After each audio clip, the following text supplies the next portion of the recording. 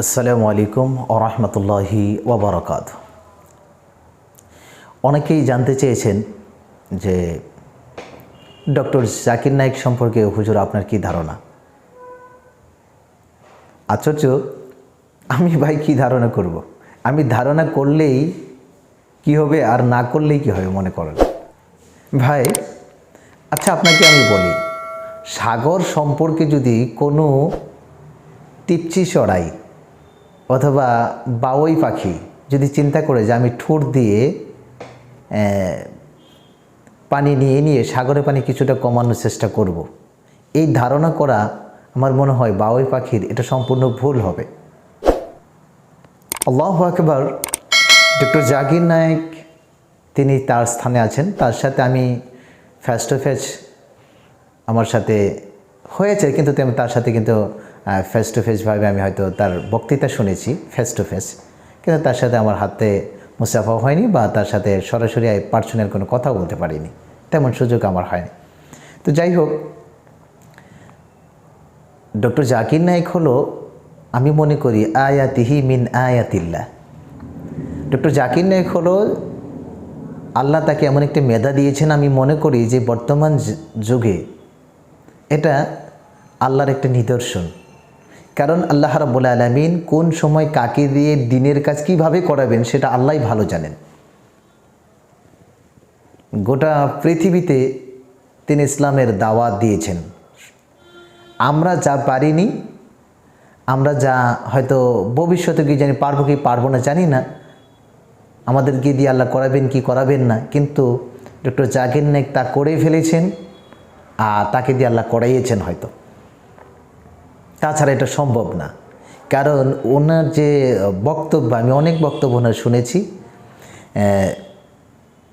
উনি কম্পারেটিভ রিলিজনের ব্যাপারে যেগুলি তুলনামূলকভাবে ধর্মীয় যে কথাগুলি, বিভিন্ন ধর্মের তুলনামূলক সাদৃশ্যের উপরে যেগুলি কথা উনি বলেন, আল্লাহু আকবার। আমি মনে করি ডক্টর জাকির নায়েক যদি আজকে ভারতবর্ষে থাকতো, আজকে যেতে মানে আমাদের ভারতবর্ষে যদি থাকতো, আমি মনে করি ওনার যে বক্তৃতা, ওনার যে হয়তো মানে মেথড, মানে পদ্ধতি, আমি মনে করি যে হয়তো আমাদের যে ভারতবর্ষের মধ্যে বর্তমান যে সাম্প্রদায়িকতার বীজ ছড়িয়ে যাচ্ছে, এটা বোধহয় বন্ধ হতো। কারণ সবাই বুঝতো যে ধর্ম তো সৃষ্টিকর্তা তো একজনই, আমরা হয়তো যার যার মত যে যেভাবে চলতে পারে সেটা তার ব্যাপার, তো সেখানে তো দাঙ্গা হাঙ্গামা করে কিছু নেই। আমার মনে হয় এটা দূর হতো। ডক্টর জাকির নায়েক সম্পর্কে আমার কোনো তেমন কিছু আমি বলবো না। অনেক হুজুরা ওনাকে কাফের বলে, অনেক হুজুরা দেখে বাংলাদেশে মিছিলও করতে, আমি এটা দেখেছি সোশ্যাল মিডিয়ায়। বাংলাদেশের বিরুদ্ধে তার পিস টিভি বন্ধ করতে, অমুক করতে হয়। আরে ভাই, পিস টিভি বন্ধ করবেন সেটা আপনিই মিছিল করতেছেন, আপনার মুখে দাড়ি আছে, রাসূল সাল্লাল্লাহু আলাইহি ওয়াসাল্লামের সুন্নাহ। আমি দেখেছি তাদের মাথায় পাগড়ি আছে, তাদের মাথায় টুপি আছে, সুন্দর পোশাক। কিন্তু ডক্টর জাকির নায়েক হয়তো তেমন সুন্দর পোশাকও পরতে পারেন না, বা পারে মাঝে সময় পড়েন না, বিভিন্নতা হয়তো তার কারণে হয়তো। কিন্তু আপনারা যেভাবে উঠে পড়ে লাগেন কত সময়, তো আমার মনে হয় যে ডক্টর জাকির নায়েক নাকি ইসলামের তুমুল ক্ষতি করেছে। ইসলামে কি ক্ষতি করেছে? সব মুসলমান বোধহয় হিন্দু খ্রিস্টান বৌদ্ধ বানাই ফেলেছে। সত্যি কি তাই? কই না তো। আমি তার প্রোগ্রামে ছিলাম, আমাদের ভারতবর্ষে যখন কিষানগঞ্জ বিহারে অনুষ্ঠিত হলো, আমি সেখানে গিয়েছিলাম। 3 লক্ষর মতো মানুষ, গাছের উপরে বসেও মানুষ দেখেছে, এতটি পর্দা ব্যবস্থা করার পরেও।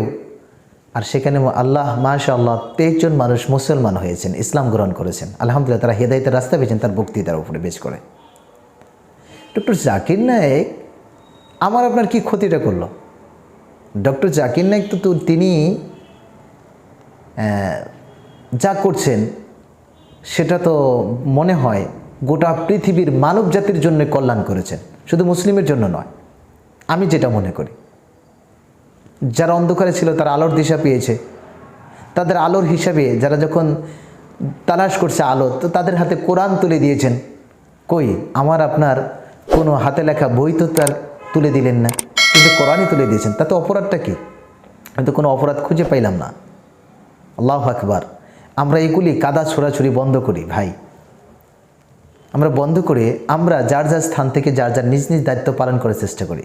ভাই আজকে জামাতে তাবলীগ এত সুন্দর কাজ করছে, যারা চোর ডাকাত তাদেরকে ধরে মহব্বত করে পেয়ার করে মানে তাদেরকে আস্তে আস্তে করে মসজিদমুখী করেছে, নামাজের কিছু প্রশিক্ষণ দিয়েছে, যতখানি জানে যে সেইভাবেই তাকে প্রচেষ্টা করে তাকে নামাজের এই দিয়ে আজকে সুন্দর করে অনেক আমি দেখেছি তাদের মুখে দাড়ি, যারা সবসময় মানে অশালীন কাজে জড়িত থাকতো, কুকর্মের সাথে জড়িত থাকতো, তাদের মুখে আজকে দাড়ি, তারা নামাজে জড়িত, 5 ওয়াক্ত নামাজ, তারপরেও তারা যারা নামাজ পড়ে না তাদের নামাজের দাওয়াত দিচ্ছে। তো ভাই তা আমরা কাকে খারাপ বলবো? কই এখন হয়তো মনে করি না তাবলীগ তো নামাজেরটা ঠিকই করছে। ভাই দেখেন তাবলীগ জামাত যে সম্পূর্ণ ইসলামের কাজ গোটাগিনি ওনারাই করছে এমন বিষয় না, ওরা একটা কিঞ্চিত কাজ করতেছে।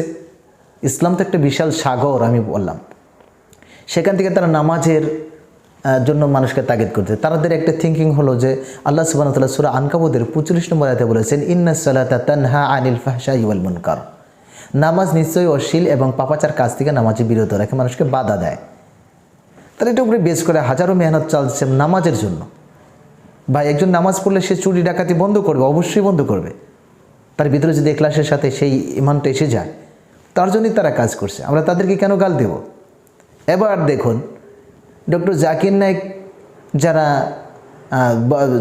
জাকির নাইকের মতো যারা বক্তৃতা দিচ্ছে মাঠে, তাদেরকেও আমরা কেউ বলছি শার্ট লং প্যান্ট পরিধান করছে বলে তাদেরকে আমরা কাফির বলছি। বা শার্ট লং প্যান্ট পরলে যে তার ভিতরে কোনো ইলম নাই এমন কি বিষয়? অবাক লাগে ভাই। তো শার্ট লং প্যান্ট পিন্ধেও তো সে একটা বড় কাজ করেছে। আমরা ছোটোখাটো বিষয়গুলি কেন ধরি?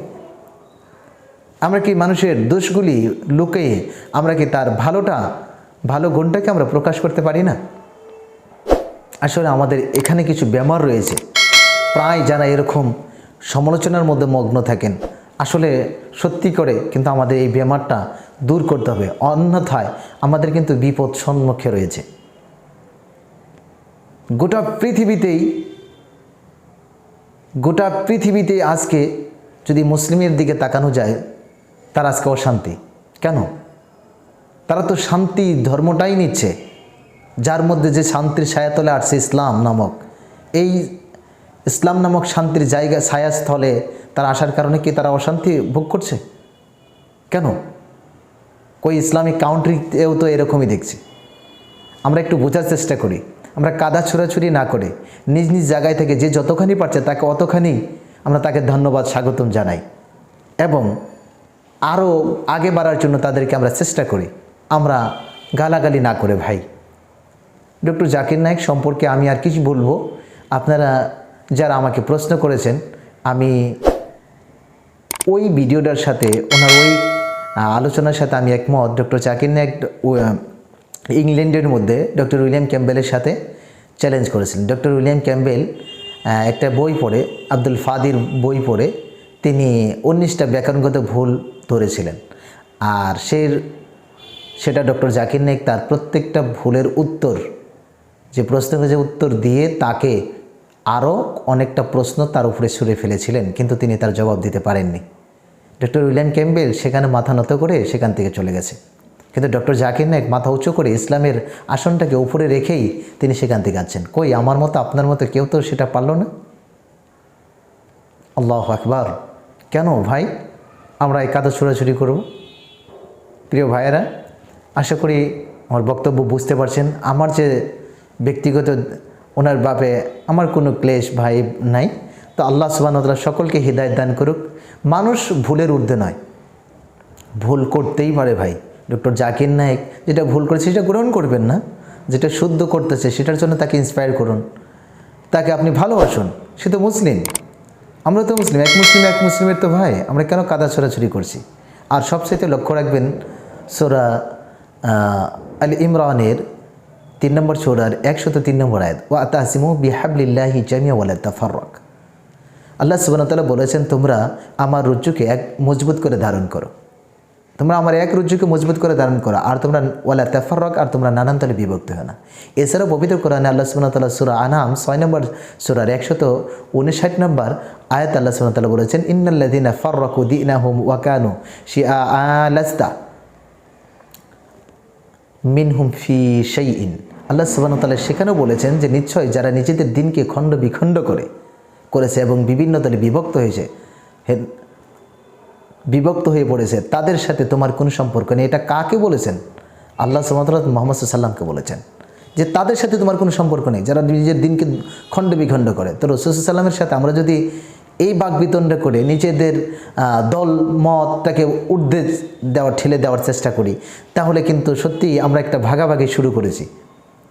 আপনি কি জানেন যারা ময়দানে কাজ করেন আপনাদের অনেক ফলোয়ার্স আছে প্রিয় ভাইয়ারা। তো আপনারা যদি ঊর্ধ্বগামী হন, আপনারা যদি জিলিয়াস হন, তাহলে দেখবেন সত্যি করেই কিন্তু আপনার ফলোয়ার্সরাও না বুঝেও কিছু জিলিয়াস হবে, অহংকারী হবে। তো সুতরাং অহংকারটা তো ইসলাম কখনই পছন্দ করেন না, আল্লাহ কখনই পছন্দ করেন না। সুতরাং আমাদের সকল অহংকার থেকে আমাদেরকে মুক্ত হওয়ার জন্য তৌফিক দান করুক। আমরা বলি আমিন। আল্লাহ সুবহানাহু ওয়া তাআলা আমাদের সকলকেই সঠিক বুঝ এবং দ্বীন ইসলাম মেনে চলার জন্য তৌফিক দান করুক। আমিন। আসসালামু আলাইকুম ওয়া রাহমাতুল্লাহি ওয়া বারাকাতুহু।